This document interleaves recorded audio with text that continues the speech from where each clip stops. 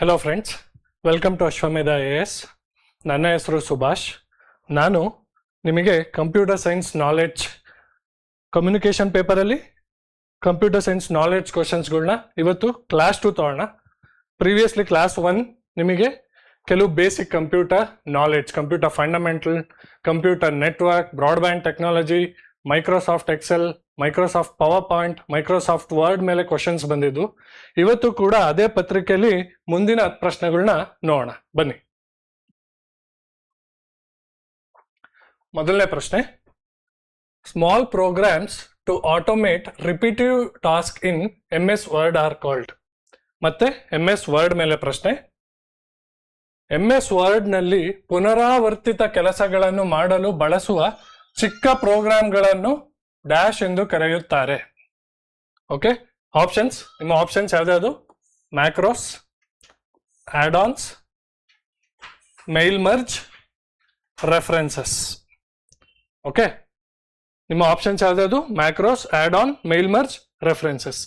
Small ಪ್ರೋಗ್ರಾಮ್ಸ್ನ Microsoft Excel ಅಲ್ಲಿ ದಿನನಿತ್ಯ ನೀವು ಒಂದು ಕೆಲಸ ಮಾಡ್ತಾ ಇರ್ತೀರಾ, ಅದಕ್ಕೆ ಮತ್ತೆ ನೀವು ಕೋಡ್ ಬರಿಬೇಕು ಅಥವಾ ಮತ್ತೆ ಫಾರ್ಮುಲಾ ಹಾಕಬೇಕು ಅನ್ನೋದಾದ್ರೆ ಅದನ್ನ ಆಟೋಮೇಟ್ ಮಾಡ್ಬೋದು. ಆ ಆಟೋಮೇಟ್ ಮಾಡ್ಲಿಕ್ಕೆ ಬಳಸುವ ಇದು ಪ್ರೋಗ್ರಾಮ್ ಯಾವುದು? ಮ್ಯಾಕ್ರೋಸ್. ಮ್ಯಾಕ್ರೋಸ್ ಅಲ್ಲಿ ಏನ್ ಮಾಡ್ಬೋದು ಅಂದ್ರೆ ನೀವು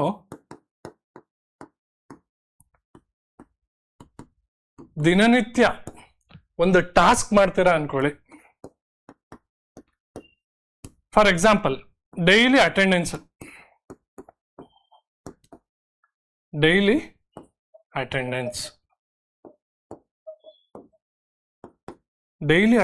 ತಗೊಂತಾ ಇದ್ದೀರಾ ಅಂದ್ರೆ ಅದನ್ನ ನೀವು ಒಂದ್ಸತಿ ವಿಜುವಲ್ ಆಗಿ ಕ್ಯಾಪ್ಚರ್ ಮಾಡ್ಬಿಟ್ರೆ, ಒಂದ್ಸತಿ ನೀವು ವಿಡಿಯೋನ ಅಥವಾ ಪ್ರೆಸೆಂಟೇಶನ್ ಕ್ಯಾಪ್ಚರ್ ಮಾಡ್ತೀವಲ್ಲ, ಆ ತರ ಕ್ಯಾಪ್ಚರ್ ಮಾಡ್ಬಿಟ್ಟು ರೆಕಾರ್ಡ್ ಮಾಡಿ ಕಳ್ಸಿದ್ರೆ ಮ್ಯಾಕ್ರೋಸ್ಗೆ ಅದು ದಿನನಿತ್ಯ ಅಂತ ಟಾಸ್ಕ್ ನ ಅದ್ರ ಪಾಡಿಗೆ ಅದಾಗೆ ರಿಪೀಟ್ ಮಾಡುತ್ತೆ, ಅದ್ರ ಪಾಡಿಗೆ ಅದಾಗೆ ಪುನರಾವರ್ತನೆ ಮಾಡುತ್ತದೆ. ಓಕೆ, ಪುನರಾವರ್ತನೆ ಕೆಲಸಗಳನ್ನು ಮಾಡುತ್ತದೆ ಮ್ಯಾಕ್ರೋಸ್. ಈಗ ಆಡ್ ಆನ್ಸ್ ಅಂದ್ರೆ ಏನಪ್ಪಾ? ಈಗ ಫಾರ್ ಎಕ್ಸಾಂಪಲ್ ನಮ್ಮ ವೆಬ್ಸೈಟ್ ಅಲ್ಲಿ ನನಗೇನೋ ಬೇಕು extra. So Google sheet work ಮಾಡ್ತಿರ್ತೀನಿ ಎಕ್ಸೆಲ್ ವೆಬ್ಸೈಟ್ ಅಲ್ಲಿ, ಗೂಗಲ್ ಶೀಟ್ ನಲ್ಲಿ ವರ್ಕ್ ಮಾಡ್ತಾ ಇರ್ತೀನಿ ಅನ್ಕೊಳ್ಳಿ. ಅಲ್ಲೇ ನನಗೆ ಸ್ಪೆಲ್ ಚೆಕ್ ಬೇಕು ಅಂದ್ರೆ ಸ್ಪೆಲ್ ಚೆಕ್ ಎನ್ನುವ ಒಂದು ಅಪ್ಲಿಕೇಶನ್ ನಾನು ವೆಬ್ಸೈಟ್ ಅಲ್ಲೇ ಆಡ್ ಮಾಡ್ಕೋಬಹುದು. ಓಕೆ, ಆಡ್ ಮಾಡ್ಕೋಬಹುದು, ಅದನ್ನ ಏನಂತೀವಿ? Add ons. ಮೇಲ್ ಮರ್ಜ್ ಅಂದ್ರೆ ನಾನು ಒಂದು ಮೇಲ್, ಒಂದು ಸಂದೇಶ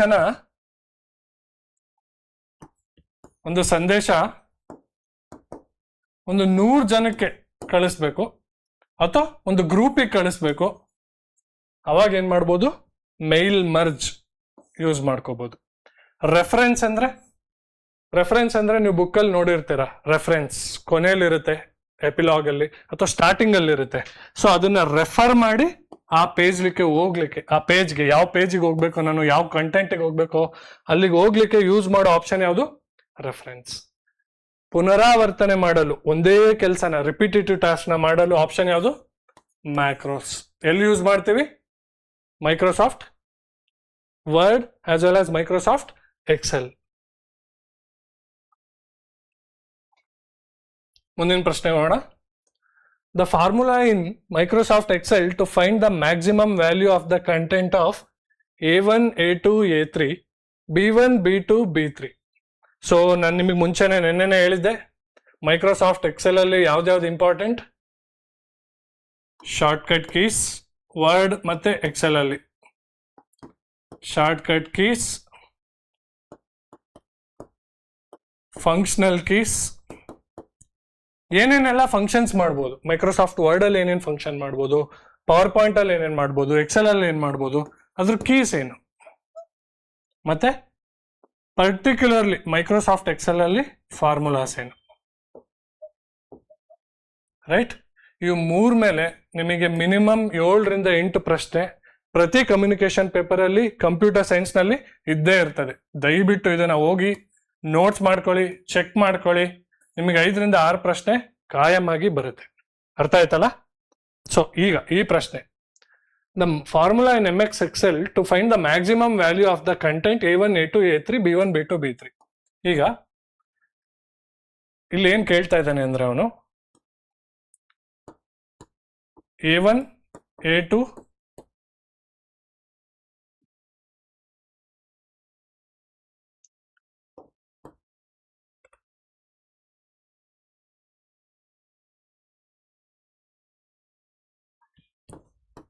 A1 A2 A3 B1 B2 B3 ಸೆಲ್ಗಳಿದೆ MS Excel ಅಲ್ಲಿ. ನಿನ್ನೆನೇ ಹೇಳಿದ್ದೆ ನಿಮಗೆ, ರೋ ಇದೆ, ಕಾಲಮ್ಸ್ ಇದೆ. ಓಕೆ, ಇಲ್ಲಿ ವ್ಯಾಲ್ಯೂಸ್ ಇದೆ. A1 ವ್ಯಾಲ್ಯೂ ಇದೆ, A2 ಒಂದು ವ್ಯಾಲ್ಯೂ ಇದೆ, A3 ವ್ಯಾಲ್ಯೂ ಇದೆ, B1 ವ್ಯಾಲ್ಯೂ ಇದೆ, B2 ಇದೆ, B3 ಇದೆ. ಇದರಲ್ಲಿ ಮ್ಯಾಕ್ಸಿಮಮ್ ವ್ಯಾಲ್ಯೂ ಯಾವುದಕ್ಕಿದೆ ಅನ್ನೋ ಕಂಡುಹಿಡಿಯೋದಕ್ಕೆ ಫಾರ್ಮುಲಾ ಏನು?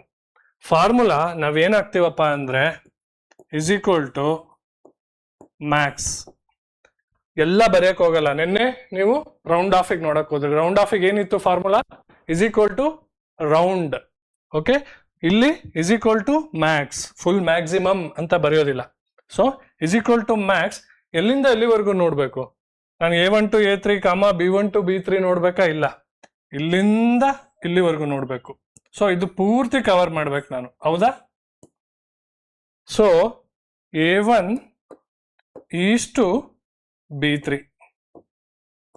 ಓಕೆ, ಇದು ಆಪರೇಷನ್ ಸೈನ್, ಆಪರೇಟರ್ ಸೈನ್ ಅಂತ ಕರಿತೀವಿ. So this is range operator. ಇಲ್ಲಿ ಏನ್ ತಿಳಿಸ್ತಾ ಇದೆ ಈ ಸೈನ್? ಆಪರೇಟರ್ ಸೈನ್ ರೇಂಜ್ ಅನ್ನು ತಿಳಿಸ್ತಾ ಇದೆ. A1 ಇಂದ B3 ವರೆಗೂ. ಅದು A1 A2 A3 ಕವರ್ ಆಗುತ್ತೆ, B1 B2 B3 diagonally cover ಆಗುತ್ತೆ. A1 ಇಂದ B3 ವರೆಗೂ ಆ ಸನ್ನೆಯನ್ನು ಏನಂತ ಕರಿತೀವಿ? Operator sign. ಸೊ ಯಾವ್ದಿದು? ಮ್ಯಾಕ್ಸಿಮಮ್ಗೆ max A1 is to B3. Answer is 1, option 1. ಅರ್ಥ ಆಯ್ತಲ್ಲ? ನೆಕ್ಸ್ಟ್ ಕ್ವಶನ್ ನೋಡೋಣ.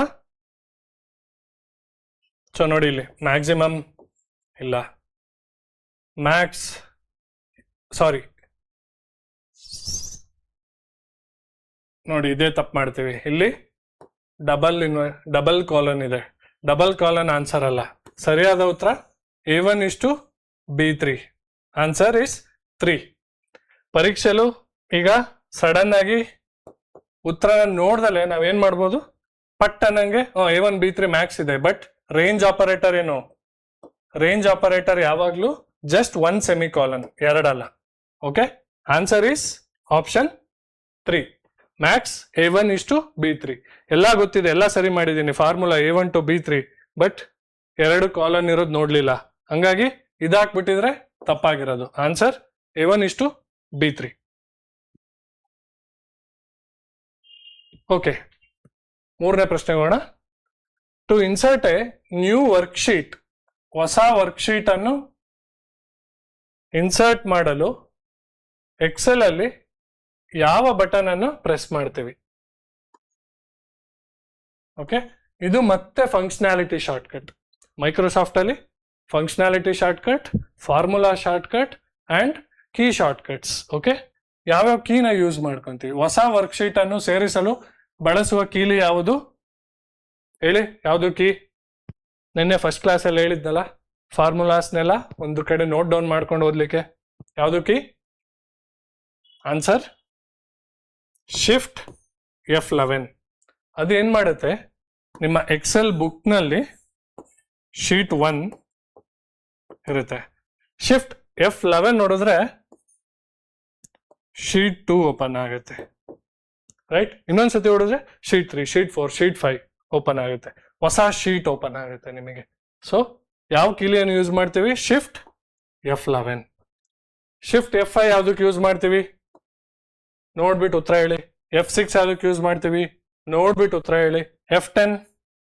ಓಕೆ, ಇದೆಲ್ಲದಕ್ಕೂ ಕಮೆಂಟ್ ಬಾಕ್ಸ್ ಅಲ್ಲಿ ಉತ್ತರವನ್ನು ನೀವು ತಿಳಿಸಿ. ಓಕೆ, ನೆಕ್ಸ್ಟ್ ಹೋಗೋಣ.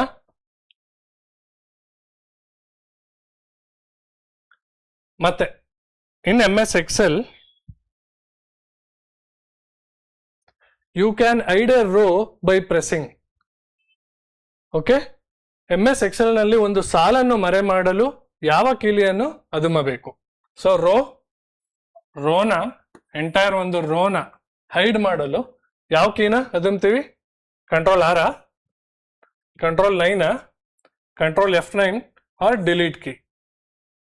ಓಕೆ, ಕಂಟ್ರೋಲ್ ಆರ್ ಏನ್ ಮಾಡುತ್ತೆ, ರೋ ಅಲ್ಲ ಅದು. ಕಂಟ್ರೋಲ್ ಆರ್, ನೀವು ಇಲ್ಲಿ ಏನಾದರೂ ಇನ್ಫಾರ್ಮೇಶನ್ ಇದ್ರೆ ಇಲ್ಲಿ ನೀವು ಕಂಟ್ರೋಲ್ ಆರ್ ಹೊಡೆದ್ರೆ ಈ ಕಾಲಮ್ ಅಲ್ಲಿ ಬಲಗಡೆಗೆ ಈ ಕಂಟೆಂಟ್ ನ ಕಾಪಿ ಮಾಡುತ್ತೆ. ಇದನ್ನ ಕಂಟ್ರೋಲ್ ಆರ್. ಇಲ್ಲಿ ರೋನ ನೀವು ಹೈಡ್ ಮಾಡಬೇಕು ಅಂದ್ರೆ control 9 is the key. Control 9. ಕಾಲಮ್ನ ಹೈಡ್ ಮಾಡಬೇಕು ಅಂದ್ರೆ ಕಂಟ್ರೋಲ್ +0.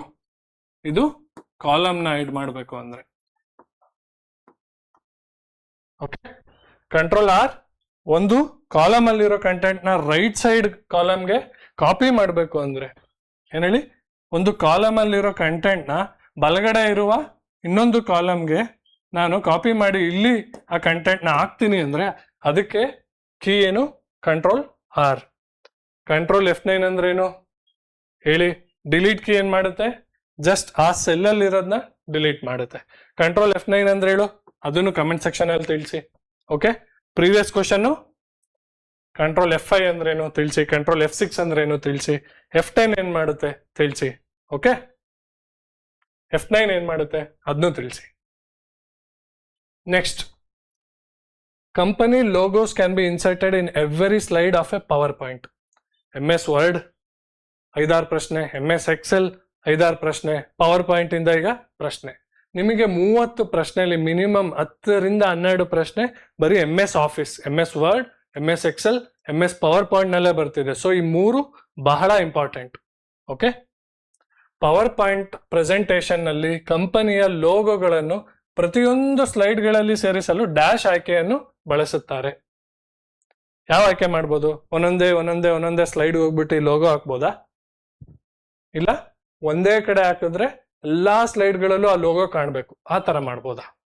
ಸೊ ಅದಕ್ಕೆ ಯಾವ ಆಯ್ಕೆಯನ್ನ ಅಥವಾ ಯಾವ ಫಂಕ್ಷನ್ ಅನ್ನು ಬಳಸ್ತೇವೆ, slide sorter, slide master, handout master, notes master. Okay, ಇದರ ಉತ್ತರ slide master. Okay, every slide of a power point, ಇಡೀ ಸ್ಲೈಡ್ ನ ಕಂಟ್ರೋಲ್ ಮಾಡೋರು ಯಾರು, ಸ್ಲೈಡ್ ಮಾಸ್ಟರ್. ಏನ್ ಹೇಳಿ, ಇಡೀ ಸ್ಲೈಡ್ ನ ಬ್ಯಾಕ್ ಗ್ರೌಂಡ್, ಫ್ರಂಟ್ ಹೆಂಗಿರ್ಬೇಕು ವಿನ್ಯಾಸ ಅದನ್ನೆಲ್ಲ ಕಂಟ್ರೋಲ್ ಮಾಡೋರು ಯಾರು, ಮಾಸ್ಟ್ರು. ಯಾವ master, slide master. Slide sorter ಏನ್ ಮಾಡುತ್ತೆ, ಹಂಗಾದ್ರೆ ಸ್ಲೈಡ್ ಸಾರ್ಟರ್ ಏನ್ ಮಾಡುತ್ತೆ, ನಿಮ್ ಎಲ್ಲಾ ಸ್ಲೈಡ್ ನ ಒಂದೇ ಟ್ಯಾಬ್ ಅಲ್ಲಿ ಸ್ಲೈಡ್ 1, ಸ್ಲೈಡ್ 2, ಸ್ಲೈಡ್ 3 ಈ ತರ ಸಾರ್ಟ್ ಮಾಡ್ಲಿಕ್ಕೆ, ಸ್ಲೈಡ್ 10 ವರ್ಗುನು ಒಂದೇ ನೀವು ವ್ಯೂ ಅಲ್ಲಿ ನೋಡ್ಬೋದು. ಒಂದೇ ಫಸ್ಟ್ ಸಮಗ್ರವಾದ ಒಂದು ಇಮೇಜ್ ಅಲ್ಲೇ ನೋಡ್ಬಿಡ್ಬೋದು ಎಲ್ಲಾ ಸ್ಲೈಡ್ಗಳನ್ನ. ಬೇಕಾದ್ರೆ ನನಗೆ S10 ಇಲ್ಲಿ ಬರ್ಬೇಕು, S5 ಇಲ್ಲಿ ಬರ್ಬೇಕು ಅಂದ್ರೆ ಅದಕ್ಕೆ ನೀವು ಸ್ಲೈಡ್ ಸಾರ್ಟರ್ ನ ಯೂಸ್ ಮಾಡ್ಬೋದು. ಹ್ಯಾಂಡ್ಔಟ್ ಮಾಸ್ಟರ್, ನೋಟ್ಸ್ ಮಾಸ್ಟರ್ ಅವೆರಡು ಇಲ್ಲಿಗೆ ಅಪ್ಲೈ ಆಗಲ್ಲ. Okay, slide master is the answer. Okay, slide sorter ಎಲ್ಲಾ ಸ್ಲೈಡ್ಗಳು ಒಂದು 20 ಸ್ಲೈಡ್ ಮಾಡಿದ್ರೆ ಒಂದೇ ಸತಿ ನೋಡ್ಬೇಕಾ 20 ಸ್ಲೈಡ್ ಹೆಂಗ್ ಬಂದಿದೆ ಅಂದ್ರೆ ಸ್ಲೈಡ್ ಸಾರ್ಟರ್ ಒತ್ತಿದ್ರೆ ಎಲ್ಲಾ ಸ್ಲೈಡ್ಗಳು ಬರುತ್ತೆ. ನಾನು ಅದ್ಲು ಬದಲು ಮಾಡಬೇಕು, ಓಕೆ, ಅದ್ ನಾನು ಇನ್ಕ್ರೀಸಿಂಗ್ ಅಥವಾ ಡಿಕ್ರೀಸಿಂಗ್ ಮಾಡಬೇಕು ಅಂದ್ರೆ ಅವಾಗ ಏನ್ ಮಾಡ್ಬೋದು, ಸ್ಲೈಡ್ ಸಾರ್ಟರ್. ಓಕೆ, ಎಲ್ಲಾ ಸ್ಲೈಡ್ಗಳಲ್ಲೂ ಲೋಗೋ ಚೇಂಜ್ ಮಾಡಬೇಕು ಅಥವಾ ಏನಾದ್ರೂ ಫಾರ್ಮ್ಯಾಟಿಂಗ್ ಮಾಡಬೇಕು ಅಂದ್ರೆ ನಾವ್ ಏನ್ ಯೂಸ್ ಮಾಡ್ತೀವಿ, ಸ್ಲೈಡ್ ಮಾಸ್ಟರ್. ಅರ್ಥ ಆಯ್ತಲ್ಲ? ಓಕೆ, ನೆಕ್ಸ್ಟ್ ಕ್ವಶನ್ ಹೋಗೋಣ. What kind of storage device can be affected by fragmentation? Okay, so ನಿಮಗೆ ಕಂಪ್ಯೂಟರ್ ಅಲ್ಲಿ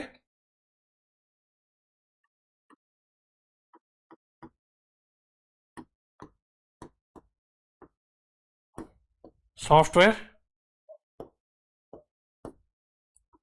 ಹಾರ್ಡ್ವೇರ್, ಓಕೆ, ಸಾಫ್ಟ್ವೇರ್ ಇದೆ, ಹಾರ್ಡ್ವೇರ್ ಇದೆ.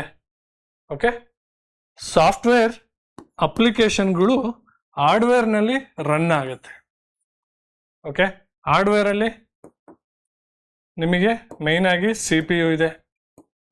CPU ಅಲ್ಲಿ ಆಲ್ಗರಿಥಮಿಕ್ ಯೂನಿಟ್ ಇದೆ, ಮತ್ತೆ ಕಂಟ್ರೋಲ್ ಯೂನಿಟ್ ಇದೆ. ಈ ಯೂನಿಟ್ ಎಲೆಕ್ಟ್ರಾನಿಕ್ಸ್ಗಳಿಂದ ಕೂಡಿದೆ, ಇದರಲ್ಲಿ ಸಾಫ್ಟ್ವೇರ್ ವರ್ಕ್ ಆಗುತ್ತೆ. ಈಗ ಈ ದತ್ತಾಂಶ, ಈ ಸಾಫ್ಟ್ವೇರ್ನೆಲ್ಲ ಸ್ಟೋರ್ ಮಾಡ್ಕೊಳ್ಳೋ ಜಾಗ ಯಾವುದು? Hard disk.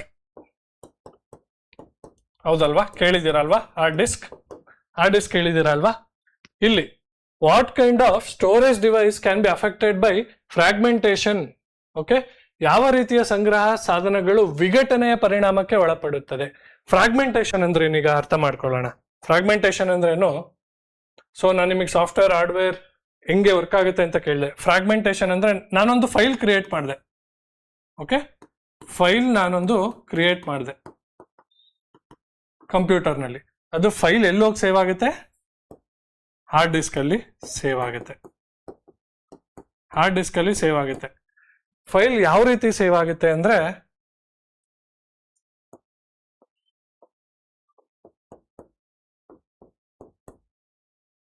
ಎಲ್ಲೆಲ್ಲಿ ಜಾಗ ಇದೆಯೋ ಹಾರ್ಡ್ ಡಿಸ್ಕ್ ಅಲ್ಲಿ, ಓಕೆ, ತುಂಡಾಗಿ ಸೇವ್ ಆಗುತ್ತೆ.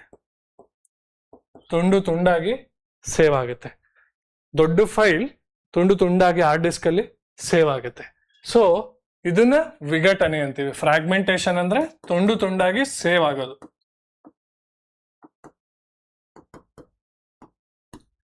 ಸೊ ಯಾವ ರೀತಿಯ ಸಂಗ್ರಹ ಸಾಧನಗಳು ವಿಘಟನೆಯ ಪರಿಣಾಮಕ್ಕೆ ಒಳಪಡುತ್ತದೆ? ಆಪ್ಟಿಕಲ್. ಈಗ ಅರ್ಥ ಆಯ್ತಲ್ಲ ಫ್ರಾಗ್ಮೆಂಟೇಶನ್ ಅಂದ್ರೇನು, ವಿಘಟನೆ ಅಂದ್ರೇನು, ಯಾವ ರೀತಿ ಆಗುತ್ತೆ ವಿಘಟನೆ ಅಂತ.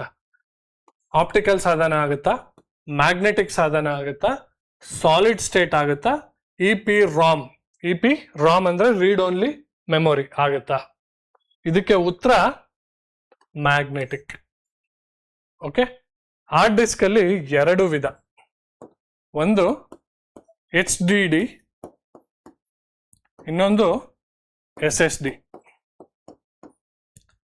ಒಂದು HDD ಅಂದ್ರೆ ಹಾರ್ಡ್ ಡಿಸ್ಕ್ ಡ್ರೈವ್, SSD ಅಂದ್ರೆ solid state drive. Hard disk drive magnetic head ಇರ್ತದೆ, ಮತ್ತೆ ಮ್ಯಾಗ್ನೆಟಿಕ್ ಟೇಪ್ ಇರುತ್ತೆ ಒಳಗಡೆ. ಹಾರ್ಡ್ ಡಿಸ್ಕ್ ನೀವು ಓಪನ್ ಮಾಡಿದ್ರೆ ಗೊತ್ತಿರುತ್ತೆ, ಮ್ಯಾಗ್ನೆಟಿಕ್ ಟೇಪ್ ಇರುತ್ತೆ, ಅಲ್ಲಿ ನಿಮ್ಮ ಫೈಲ್ಗಳು ಸೇವ್ ಆಗಿರುತ್ತೆ.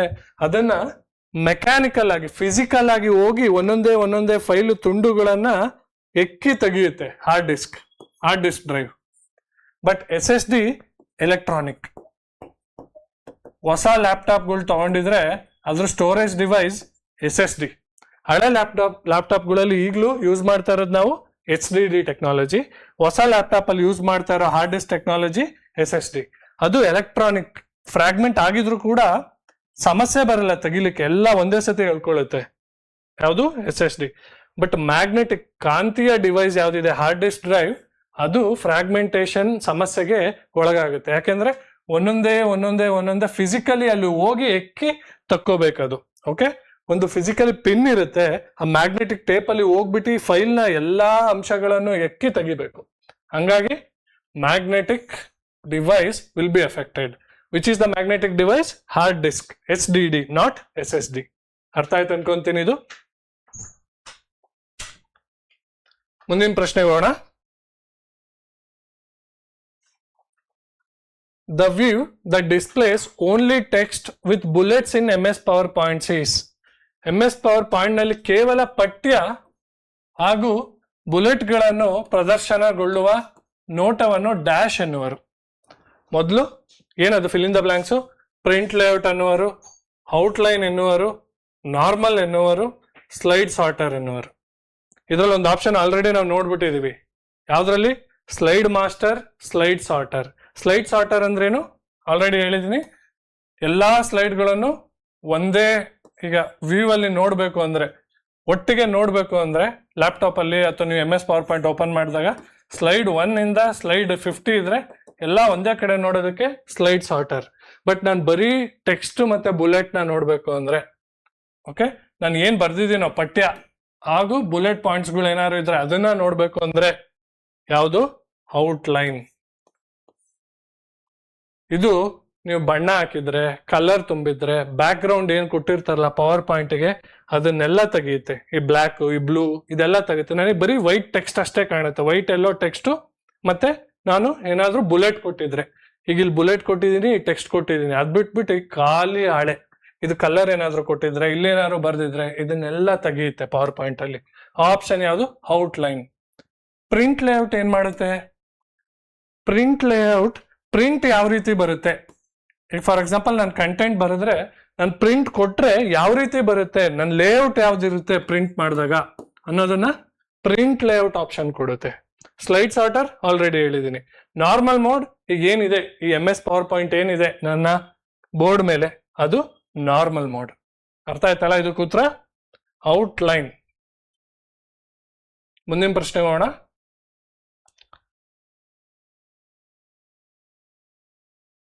ಇನ್ Excel 3D reference in a formula. MS Excel ನಲ್ಲಿ 3D ಉಲ್ಲೇಖ ಸೂತ್ರವು ಸ್ಪ್ಯಾನ್ಸ್ ವರ್ಕ್ಶೀಟ್ಗಳಲ್ಲಿ ವ್ಯಾಪಿಸಿದೆ. Limits the formatting option, formatting ಆಯ್ಕೆಗಳನ್ನು ಸೀಮಿತಗೊಳಿಸುತ್ತದೆ. ಕೆನಾಟ್ ಬಿ ಮಾಡಿಫೈಡ್, ಬದಲಾಯಿಸಲು ಸಾಧ್ಯವಿಲ್ಲ. Only appears on summary worksheets, ಕೇವಲ ಸಂಕ್ಷಿಪ್ತ ವರ್ಕ್ಶೀಟ್ಸ್ ನಲ್ಲಿ ಮಾತ್ರ ಕಾಣಿಸಿಕೊಳ್ಳುತ್ತದೆ. ಏನ್ ಹೇಳ್ತಾ ಇದ್ದಾನೆ? In Excel 3D reference in a formula, 3D reference in a formula. Okay, 3D ಅಂದ್ರೆ ಏನು? 3 ಡೈಮೆನ್ಷನಲ್.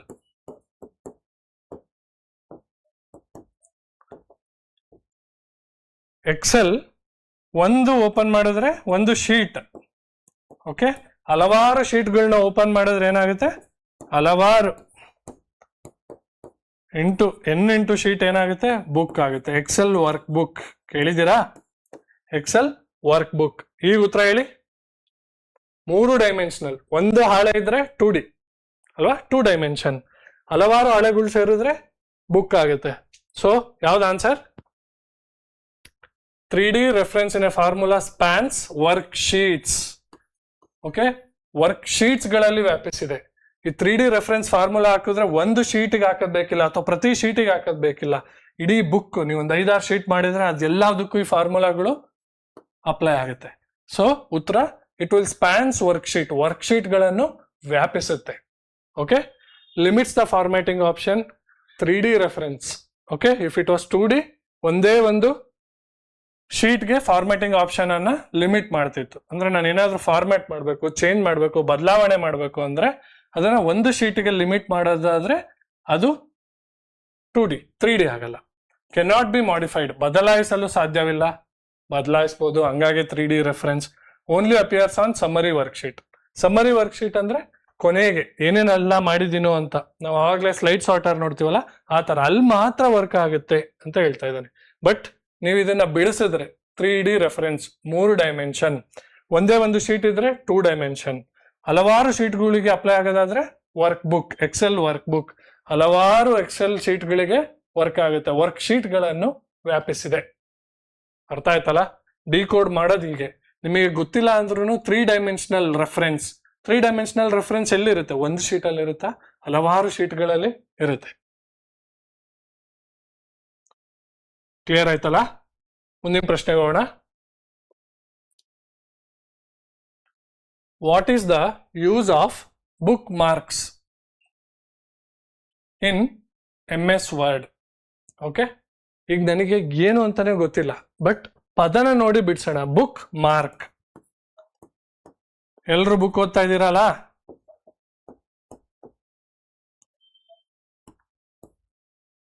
ಓಕೆ, ಒಂದಿಂದಲೇ ಇಡೀ ಪುಸ್ತಕನ ಮುಗ್ಸಕ್ಕಾಗುತ್ತೆ, ಯಾವ್ದಾದ್ರು ದೊಡ್ಡ ಬುಕ್ ತಗೊಂಡ್ರೆ ಮುಗ್ಸಕ್ಕಾಗಲ್ಲ. ಏನ್ ಮಾಡ್ತೀರಾ? ಎಲ್ಲಿ ಓದನ್ನ ನಿಲ್ಲಿಸ್ತೀನೋ ಅಲ್ಲಿ ಬುಕ್ ಮಾರ್ಕ್ ಮಾಡ್ತೀರಾ, ಹೌದಲ್ವಾ? ಬುಕ್ನ ಮಾರ್ಕ್ ಮಾಡ್ತೀರಾ. ಈಗ ಆಪ್ಷನ್ಸಿಗೆ ಬರೋಣ. To correct the spellings, to jump to a specific location in the document, ಕಾಗುಣಿತಗಳನ್ನು ಸರಿ ಮಾಡಲು ಮೊದಲನೇ ಆಪ್ಷನ್. ಎರಡನೇ ಆಪ್ಷನ್, ದಾಖಲೆಯ ಡಾಕ್ಯುಮೆಂಟ್ನ ನಿರ್ದಿಷ್ಟ ಸ್ಥಳಕ್ಕೆ ಹೋಗಲು. ಟು ಇಗ್ನೋರ್ ಸ್ಪೆಲ್ಲಿಂಗ್ ಮಿಸ್ಟೇಕ್, ಕಾಗುಣಿತಾಕ್ಷರಗಳನ್ನು ನಿರ್ಲಕ್ಷಿಸಲು. To save alignment as it is, ಜೋಡಣೆಯನ್ನು ಅಂದ್ರೆ ಅಲೈನ್ಮೆಂಟ್ ಅನ್ನು ಹಾಗೆ ಉಳಿಸಿಕೊಳ್ಳಲು. ಸೊ ಬುಕ್ ಮಾರ್ಕ್ ನೀವು ಬುಕ್ಕಲ್ಲಿ ಎಲ್ಲಿ ಬಿಟ್ಟಿದ್ದೀರೋ ಅಥವಾ ಎಲ್ಲೋ ಹೋಗ್ಬೇಕು ನೆಕ್ಸ್ಟ್ ಅನ್ಕೊಂಡಿದ್ದೀರೋ ಅಲ್ಲಿ ಮಾರ್ಕ್ ಮಾಡಿ ಇಟ್ಕೊಂಡಿದ್ದೀರಾ. So book mark in MS Word is to jump to a specific location in the document. ದಾಖಲೆಯ ನಿರ್ದಿಷ್ಟ ಸ್ಥಳಕ್ಕೆ ಹೋಗಲು. ಸುಲಭ ಅಲ್ಲ? ಬುಕ್ ಮಾರ್ಕ್ ಇದೇನಿದು? ಬುಕ್ ಮಾರ್ಕ್ ಹೇಳಿಲ್ಲ ಅಂದ್ರೂ ಬಿಡಿಸಿ, ಪದಗಳನ್ನ ಬಿಡಿಸಿ. ಬುಕ್ ಮಾರ್ಕ್ ಅಂದ್ರೇನು? ಬುಕ್ ಅನ್ನ ಮಾರ್ಕ್ ಮಾಡ್ಕೊಂತ ಇದ್ದೀನಿ ನಾನು. ಓಕೆ, ಈ ಪೇಜ್ ವರ್ಗು ನಿಲ್ಸಿದ್ದೀನಿ, ನೆಕ್ಸ್ಟ್ ಇಲ್ಲಿ ಹೋಗ್ಬೇಕು ಅಂತ. ಹಾಗೆ ದಾಖಲೆಯ ನಿರ್ದಿಷ್ಟ ಸ್ಥಳಕ್ಕೆ ಹೋಗಲು ನಾವು ಏನ್ ಯೂಸ್ ಮಾಡ್ತೀವಿ? Book marks. ಓಕೆ, 10ನೇ ಪ್ರಶ್ನೆಗೆ ಹೋಗೋಣ.